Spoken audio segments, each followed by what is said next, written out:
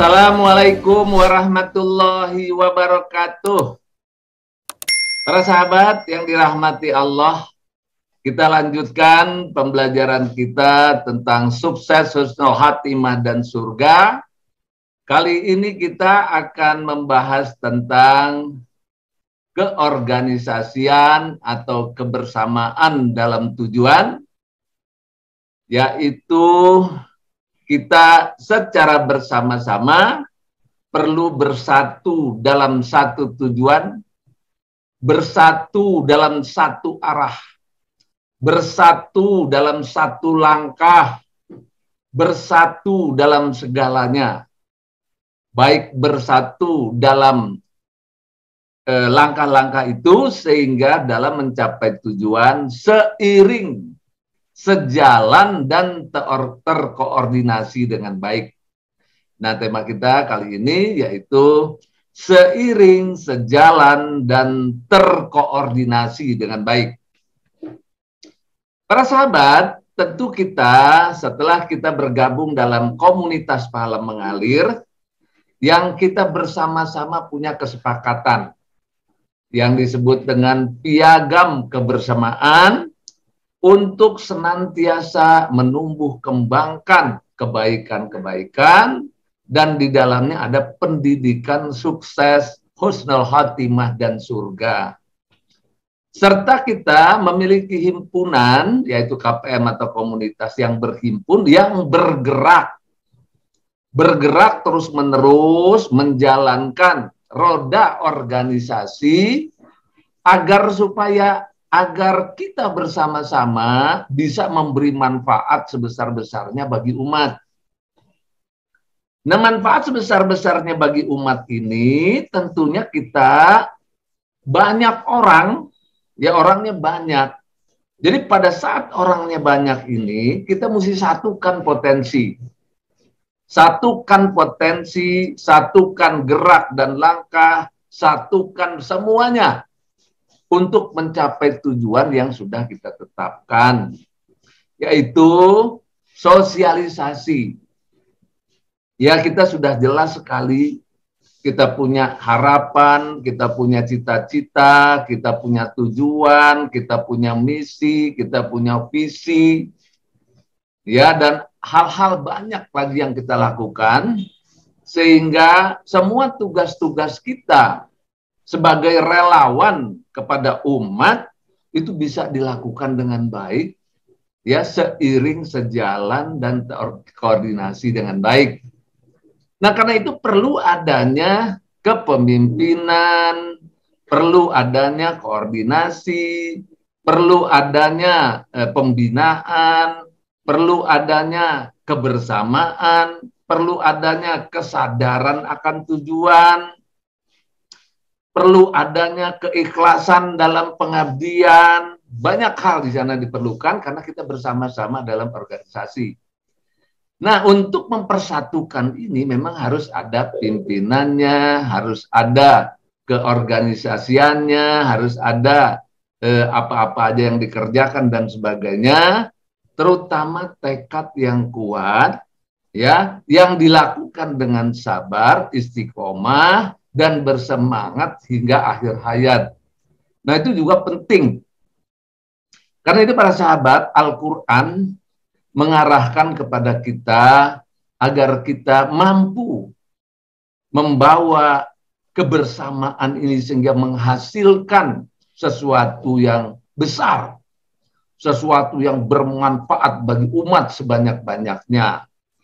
Nah, ini dalam rangka kemanfaatan inilah kita bersama-sama menjadi satu, saling melengkapi, ya, saling melengkapi, saling bahu-membahu, saling berkoordinasi sehingga tercipta satu langkah-langkah yang bagus, terarah. Para sahabat, kita saksikan slide berikut ini. Seiring, sejalan, dan terkoordinasi dengan baik.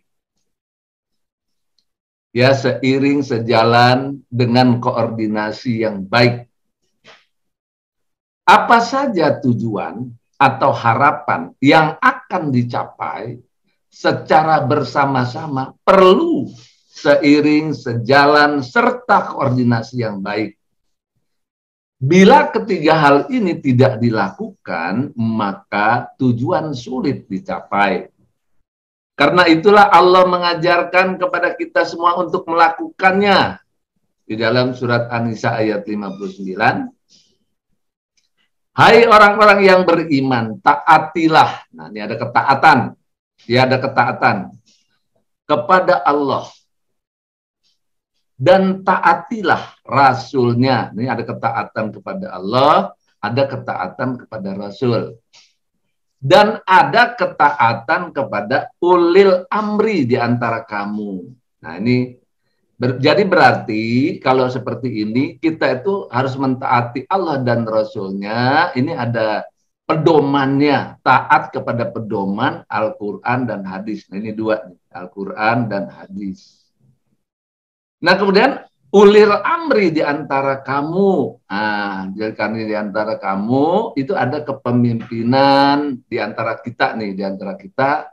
Karena kita ini ada organisasi besar, ada organisasi kecil, ada organisasi induk, ada organisasi. Semualah keorganisasian ini ada kepemimpinannya. Ya, organisasi itu supaya kita bisa bekerja sama di dalamnya. Tentu ada yang mengarahkan. Ya, ada yang membuat arahan-arahan, ada yang membuat rencana-rencana, ada yang membuat segala macam. Nah, ada kepemimpinan. Nah, kepemimpinan inilah yang harus ditaati. Nah, kalau dalam perusahaan itu ada jabatan-jabatan. Ada direktur utama, ada direktur bidang, ada kepala bagian, ada ada pegawai-pegawai, terus ada komisarisnya, ada segala macam kalau di perusahaan itu. Nah, itu ada role, ada aturan-aturan di dalamnya yang harus dilalui, yang harus dijalani. Aturan-aturan itu masing-masing perusahaan atau masing-masing organisasi itu mengikuti aturan-aturan itu. Nah, di sana ada pimpinannya. Ada pimpinannya yang mengatur, yang mengolah, yang mengendalikan semua supaya dia masuk ke dalam sasaran atau tujuan yang sama. Tujuannya sudah ditetapkan, rencananya sudah ditetapkan. Nah, kalau dalam organisasi disebut dengan planning itu pada perencanaannya, ada organizing, ada pengorganisasian itu pengaturan begitulah. Ada yang namanya controlling, dikontrol juga, ya ada yang namanya controlling. Jadi ada pengorganisasian, ada perencanaan, ada yang mengontrol, ada yang mengarahkan dan sebagainya itu kalau di perusahaan itu namanya direktur utama. Jadi masing-masing bidang tuh itu mengarah ke satu tujuan. Nah, ini yang disebut dengan ulil amri minkum. Jadi kalau di perusahaan seperti itu, kalau di keagamaan ini, ya seperti kita-kita ini, ada organisasi kecil-kecilan yang punya tujuan. Ya, punya tujuan kalau kita jelas bagaimana cara kita mencapai sukses, husnul khotimah, dan surga. Nah, ini SAS. Ada pendidikannya SAS. Nah, kemudian SAS ini kita organisir bersama-sama. Nah, kita lakukan bersama-sama. Nah, ini harus ada bimbingannya. Nah, ini tentang ulil amri di sini. Ya, tentang ulil amri. Hai orang-orang yang beriman, taatilah Allah, taatilah Rasulnya, dan ulil amri di antara kamu. Nah, ini jadi masing-masing tujuannya itu jelas. Jadi untuk mencapainya itu harus ada ulil amri, biar terkoordinasi dengan baik, seperti organisasi, seperti perusahaan gitulah, seperti perusahaan, seperti apa aja, itu harus ada kepemimpinannya yang mengarahkan. Kemudian jika kamu berlainan pendapat tentang sesuatu, maka kembalikanlah ia kepada Al-Quran dan sunnahnya, kepada Allah dan Rasulnya. Jadi ada pedomannya ini. Jadi kita itu bergerak sesuai dengan pedoman. Pedoman Al-Quran dan sunnahnya, atau Al-Quran kepada Allah dan Rasulnya. Jika kamu benar-benar beriman kepada Allah dan hari kemudian, yang demikian itu lebih utama bagimu. Lebih baik akibatnya. Nah, ini ya, jadi orang beriman itu harus ada ketaatan. Ya, ketaatan kepada pimpinan yang mengarahkan itu, yang mengorganisir, yang semua-semua, yang taat kepada Allah dan taat kepada Rasulnya. Nah ini, kalau kita lakukan ini, maka itu lebih utama. Jadi ini satu peribadatan di dalam kebersamaan atau himpunan. Jadi ibadah dalam himpunan. Dia lebih utama bagimu dan lebih baik akibatnya. Surat An-Nisa ayat 59. Nah, dalam hal kita, ya dalam hal kita ini ada yang namanya komunitas pahala mengalir, ya, yang dia punya cita-cita dan harapan sukses, husnul khatimah dan surga. Ya, jadi kita ada punya kesamaan, ada piagam kebersamaan untuk mencapai sukses, husnul khatimah dan surga. Karena ini akan dicapai secara bersama-sama, maka harus ada orang-orang yang mengorganisir semuanya itu. Nah, sehingga nanti kalau organisasinya ini bagus, orang-orangnya bagus, orang-orangnya paham, orang-orangnya mengerti, nah bisa seiring sejalan dengan koordinasi yang baik. Nah, untuk mencapai sukses, husnul khatimah dan surga ini, ya kita benar-benar untuk mencapai semuanya itu ada pendidikannya, ya, serta sholat khusyuk. Metode 3T di sini, terapi Qur'ani dan akhlak mulia, infak dan sedekah. Jadi di sini dalam hal mencapai sukses khatimah dan surga serta pembelajarannya. Jadi pembelajarannya ini itu juga harus diorganisir. Ya. Jadi serta salat khusyuk, pembelajarannya ini atau pendidikannya ini salat khusyuk, terapi Qur'ani, akhlak mulia, ya, kemudian infak dan sedekah, perlu bimbingan Al-Quran. Ya, perlu bimbingan Al-Quran, perlu bimbingan hadis, serta pembimbing yang memberikan arahan serta bimbingan agar lebih mudah mencapainya secara bersama-sama. Jadi ini ada pembimbing di sini. Nah, pembimbing inilah ulil amri minkum. Ya, atau pimpinan yang mengarahkan, yang mengendalikan, yang apa semuanya. Ulil amri minkum, pembimbing yang memberikan arahan, bimbingan agar lebih mudah, ya, mengendalikan, mengarahkan. Nah ini agar lebih mudah mencapainya secara bersama-sama. Bila semuanya seiring, sejalan, dan terkoordinasi dengan baik, maka segalanya akan berjalan lancar, sehingga tujuan mudah dicapai. Nah ini para sahabat, ya ini pedoman Al-Qur'annya, kemudian diterapkannya oleh kita di dalam mencapai sukses, husnul khatimah dan surga secara bersama-sama dengan pelajarnya sholat khusyuk, terapi Qur'ani, akhlak mulia, infak dan sedekah. Ada bimbingan Al-Qur'annya, ada hadisnya, ada orang yang mengendalikan, mengarahkan dan sebagainya. Ini harus seperti ini supaya mudah, ya, supaya mudah mencapai tujuannya. Nah, para sahabat, nah di dalam kita mengendalikan semuanya ini, ya tentu ada keputusan-keputusan yang harus kita taati bersama. Dari hasil musyawarah, kemudian harus musyawarah harus kita taati bersama-sama. Nah, waktu mengambil keputusan ini, dalam mengambil keputusan harus sejalan dengan Al-Quran dan hadis. Bila ada perbedaan tafsir dan sudut pandang, maka wajib melakukan hal-hal sebagai berikut. Yang pertama, pelajari dengan baik. Nah, maksudnya pelajari dengan baik semua perbedaan itu. Jadi, ini maksudnya pelajari dengan baik semua perbedaan itu. Ya, jadi kita pelajari semua. Ada perbedaan, kita lihat perbedaan A, perbedaan B, perbedaan C. Apa kita lihat. Kumpulin semua, pelajari semua dengan baik. Nah, kemudian kumpulkan semua kebaikan. Nah, dari perbedaan itu ada kebaikan, kelebihan. Jadi apa kebaikannya di sini? Apa kebaikannya? Apa kelebihannya? Kelebihan yang bisa menjadi lebih baik apa? Nah, itu kita kumpulkan itu semua. Nah, kemudian kita ambil kesimpulan dengan lengkap. Ya, kesimpulan yang lengkap dan terbaik. Jadi dari perbedaan-perbedaan itu kita ambil yang bagus-bagusnya, kelebihan-kelebihannya, kemudian kita kumpulkan, kita simpulkan. Ya, kita simpulkan dengan lengkap dan terbaik dari keputusan itu. Nah, kemudian itu udah yang terbaik, tapi penerapannya bagaimana? Ini sesuaikan penerapannya dengan kondisi saat ini. Ya, tergantung. Ya, kondisi saat ini seperti apa, terapannya bagaimana dulu. Mungkin 10% dulu, 20% dulu, 30% dulu, atau 5% dulu, sebagainya. Nah, ini terapkannya sesuai dengan kondisi saat ini.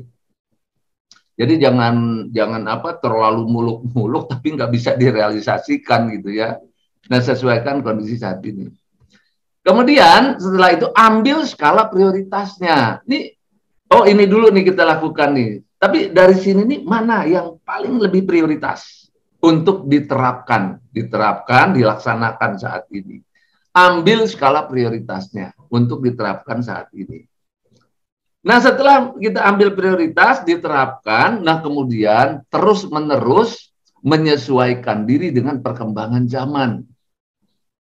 Terus kita lihat, begini, perkembangan zamannya bagaimana, kalau gitu kita sesuaikan dengan ini, kita sesuaikan dengan ini, mungkin teknologinya kurang, mungkin ininya kurang, terus menyesuaikan diri itu, sehingga kemanapun kita bisa sesuai. Terus-menerus melakukan perbaikan, ini yang ketujuh. Ya tentu pada saat pelaksanaan itu harus ada perbaikan lagi, perbaikan dalam segala hal. Terus-menerus melakukan perbaikan dalam segala hal. Nah ini, para sahabat. Nah yang ke-8, tentukan langkah-langkah yang jelas dan mudah untuk dimengerti dan sistematis. Jadi kalau udah kita rumuskan itu, udah bagus, tapi membuat langkah-langkah yang mudah dimengerti orang. Sehingga orang tuh gampang begitu. Ini gampang ngertinya nih. Kalau gini gampang ngertinya. Dan sistematis. Sistematis dan mudah dimengerti. Ya ini kita terapkan. Langkah-langkahnya kayak gini. Nah, bahasanya juga bahasa yang mudah dimengerti. Nah kemudian dilakukan dengan sistematis. Nah kemudian kita bermusyawarah, mencari masukan-masukan agar keputusannya lebih sempurna. Jadi memang banyak bermusyawarah kita. Banyak bermusyawarah, banyak mengajukan gagasan-gagasan, ide-ide untuk kesempurnaan. Jadi lebih sempurna, lebih sempurna, lebih sempurna. Itu terus berlanjut seperti itu. Nah kemudian yang ke-10, semua yang berkepentingan, yang berkepentingan terkait. Jadi yang terkait, semua yang berkepentingan, semua yang terkait, wajib. Nah, jadi semua yang berkepentingan dan terkait. Nah, ini terkait ini mungkin di depan sini ya. Dan terkait wajib mengikuti. Nah, wajib mengikuti apa yang telah diputuskan bersama. Jadi kalau udah dimatangkan itu, dibuat sedemikian rupa, nah kemudian yang berkepentingan, semua wajib mengikuti apa yang telah diputuskan bersama. Jadi sudah tidak ada lagi perbedaan, tidak ada lagi. Kalau soal kekurangan, kelebihan, nanti sambil berjalan. Yang penting taati dulu. Taati dulu, ikuti dulu apa adanya. Nah sambil jalan, terus perbaikan sambil jalan terus. Karena kita akan terus-menerus melakukan perbaikan dan penyesuaian diri. Yang ke-11, bila ada yang perlu dilakukan perbaikan, nah jadi tidak perbaikin sendiri-sendiri, jangan ya. Jadi perbaikan diusulkan terlebih dahulu, diusulkan supaya tertib. Ya, supaya tertib diusulkan terlebih dahulu untuk dimusyawarahkan. Ya, ada usulan-usulan dimusyawarahkan. Ya, agar mendapat keputusan yang terbaik. Nah, ini udah dimatangkan karena kalau sendiri-sendiri dengan sekaligus rame-rame ini untuk dirumuskan itu lebih baik rame-rame musyawarah. Maka di Islam itu dianjurkan musyawarah. Nah, para sahabat, saat ini sudah ada pedoman. Jadi sekarang ini sudah ada pedomannya di samping Al-Quran hadis. Nah, sudah ada pedoman dan pembelajaran dan pendidikan, ya, pendidikan dan pembelajarannya sudah ada sekarang itu.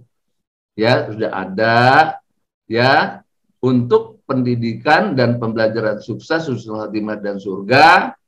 Nah, berupa buku-buku ada, poster ada, maklumat-maklumatnya ada, audionya ada, YouTube-nya ada, videonya ada, serta sarana lainnya. Ya, pelatihannya ada, kurikulumnya juga sudah ada, semua sudah ada.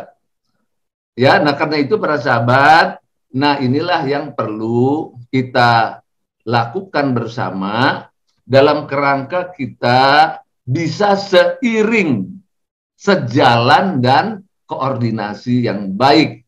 Nah, sehingga dalam mencapai tujuan kita bisa lebih cepat. Nah, kondisi ini disebut dengan berjamaah. Ya, punya komunitas berjamaah, jamaah itu yang saling bahu-membahu, saling membantu-membantu. Nah, di sini terjadi yang namanya seiring sejalan dan terkoordinasi dengan baik. Nah, sehingga nanti hasil yang dapat dicapai itu berkelipatan. Ya, dalam istilah Islam kalau berjamaah itu 27 kali lipat pahalanya. Minimal itu, minimal 27 kali lipat. Itu apa maknanya? Hasil yang dicapai kalau sendiri-sendiri hasilnya A, maka kalau berjamaah bersama-sama, dipikul bersama dengan segala macam organisasi saling bahu-membahu segala macam, itu hasilnya bisa 27 kali daripada sendiri-sendiri. Itu minimal. Nah, ini para sahabat, mudah-mudahan kita bisa melakukannya. Lebih kurangnya saya mohon maaf. Assalamualaikum warahmatullahi wabarakatuh.